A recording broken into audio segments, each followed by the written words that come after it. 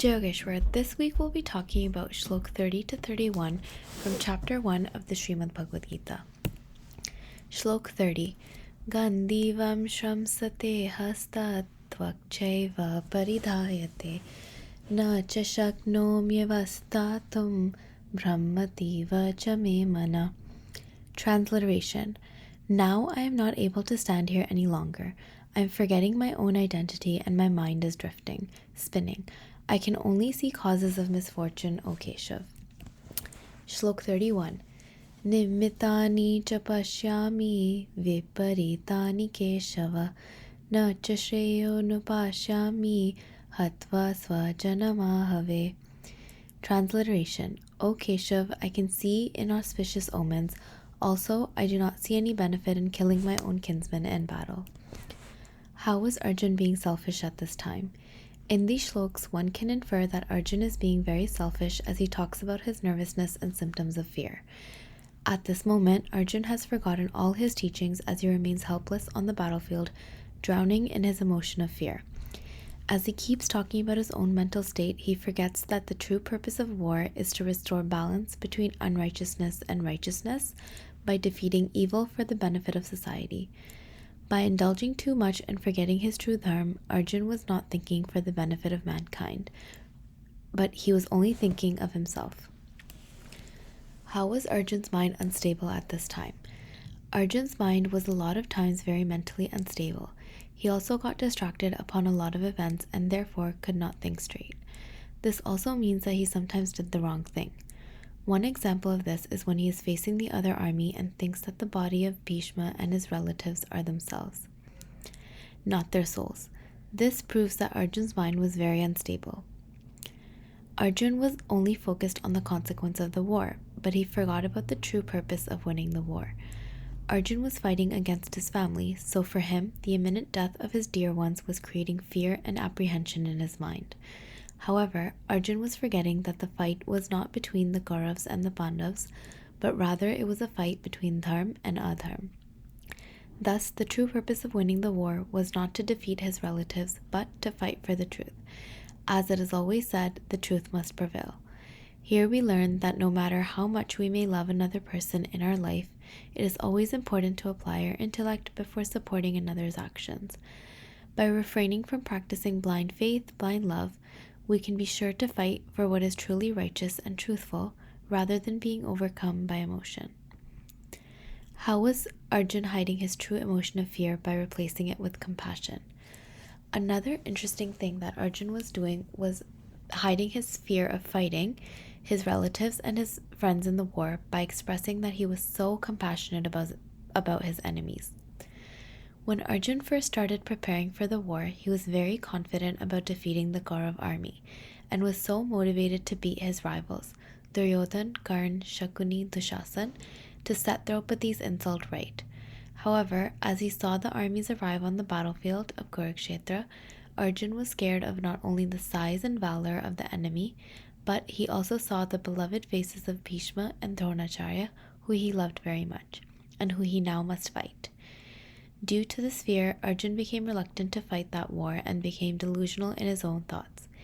He kept referring to his sheer compassion that was stopping him from fighting, but in reality, Arjuna was fearful. The importance of the 4 ashrams, specifically sannyas. The 4 ashrams of Hinduism were the 4 life stages that people used to live by in the ancient and medieval times. The 4 ashrams are brahmacharya, student life; grahasth, householder life; vanprasth, retired life; and sannyas, renunciation or exile.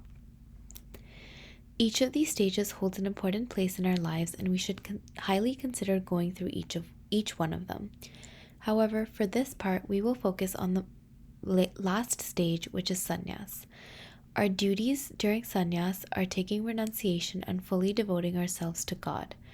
At this point, the peak of our lives are over, and it is time to realize what we've accomplished throughout our lives. It is time for us to surrender all our luxuries and live as a sannyasi or a sannyasini without a home and without any attachments, including desires, fears, hopes, duties, and responsibilities. We must start to let go of our ego and identity to start living, to overcome attraction and aversion, and to stabilize the mind. A sannyasi or sannyasini must surrender all his or her possessions and live with detachment from a materialistic life, because at this stage the whole universe becomes his or her home. It is our time to live a simple life and spend time reflecting on our lives. Moksha sannyas, liberation through renunciation, was believed to be the only way to achieve moksha, liberation after death. However, Lord Krishna had advised to not take sannyas too early, such as what Pandu did. Lord Krishna said that if Pandu had not taken sannyas that early, then the situation at the kingdom of Hastinapur may have been a lot different. The only 3 people that were well known to be following the path of dharma in Hastinapur were Vidur, Bhishma, and Dronacharya. Pandu was another follower of dharma, but because he lived most of his life as a sannyasi, he wasn't able to influence others with his good thoughts. So, Lord Krishna stated that his mistake was taking sannyas too early. He may have been some help to the Kauravas, as Dhritarashtra was blind so he couldn't see everything. If the Kauravas took the path to dharma, then there may have been no Mahabharata war in the first place. The duties and qualities of a Kshatriya. These include to never run away from war, which was an exception for Lord Krishna because he was above all castes and religion. A Kshatriya must be determined to win and fight all the way. Kshatriyas have to make a lot of sacrifices, and they are also very loyal to their king. Why be so scared to claim what should be yours? By birth, Arjuna was a Kshatriya. However, in the 31st Shloka, Arjuna said that to be considered a Kshatriya, he must have a kingdom. But Arjuna does not have one. This is because he had to let go of a great opportunity to take over the kingdom of Hastinapur a long time back. This was present when everyone from the kingdom of Hastinapur was deciding who to crown as the next king, Yudhishthira or Duryodhana. Everyone had the chance to speak up. Lord Krishna had previously warned that if everyone doesn't say what they believe, then it may lead to disaster. He had especially confronted Arjuna about this many times and had told him to say whatever he thinks is right, about who should rule and how to divide the kingdom.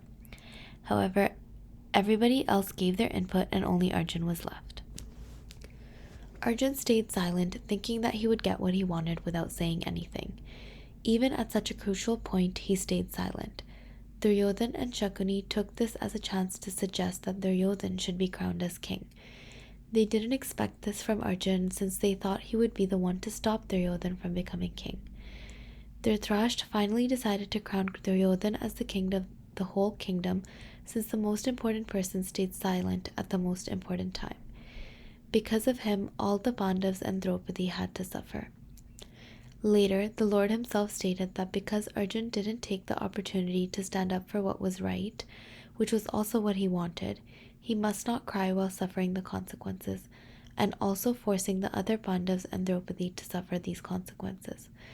This is why it is important to stand up for the correct thing, even if you are scared to do so that you yourself and others around you won't have to suffer just because of you or some other person. What is the literal meaning of the word Bhagavad Gita? Please comment your answer in the comment section below. The correct answer will also be stated in the description below the video. Next, we will be discussing Chapter 1, Shloka 32. Please ask any questions you may have about this content. We encourage everybody to ask at least one question so that we can all discuss from the questions and ultimately learn from them. We hope you have an amazing time learning along with us throughout this thrilling journey. Jai Yogeshwar.